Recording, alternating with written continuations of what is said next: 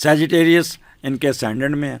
अच्छा, ये लोग सुस्त होंगे, ठीक है, और आज का काम कल पे छोड़ना, काम का बोझ इन पे बढ़ जाएगा और नींद नहीं आएगी, बेचैनी सी रहेगी, नज़र कमज़ोर होने के चांसेस है। अपनी नज़र ज़रूर टेस्ट कराएं, आपको ऐनक का नंबर चेंज हो जाएगा।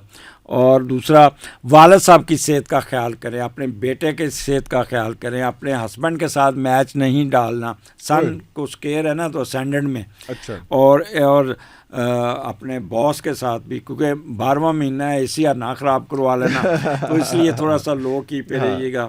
और अपना ब्लड सर्कुलेटरी सिस्टम भी मेंटेन कीजिएगा, ब्लड प्रेशर ना इंक्रीज़ कर, कईयों का लो हो जाता है, कहीं का हाई हो जाता है।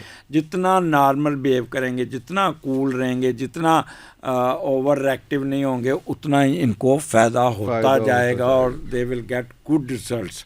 क्योंकि पहले का लॉट चौथे घर में बैठा है, तो ये उठे घर में जाएंगे अपनी वालदा के साथ, और अपनी वालदा के साथ इनकी एसोसिएशन बहुत होगी इस महीने में, और वालदा से फ़ायदा उठाने की भी कोशिश करें।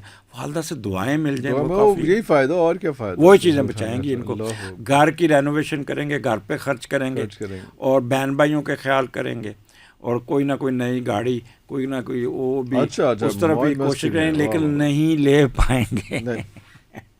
तो आपको पता है जूते पुछा के तो नहीं ले पाएंगे। मैं बता रहा हूँ ना कि अंदर चुल लगेगी, क्यूरियोसिटी होगी, एक्साइटमेंट होगी, लेकिन किसी टोयोटा पे चले जाए, किया पे चले जाएं, हावल पे चला जाएं, होंडा पे चल जाए, आपको पता अगले 6 महीने में कोई गाड़ी नहीं मिल रही। बुकिंग्स इतनी लोगों के पास पैसा है तो है ना, हाँ, इतनी सर्कुलेशन है, ठीक है। पाकिस्तानी अवाम गरीब नहीं है, मैं पहले बता दूँ।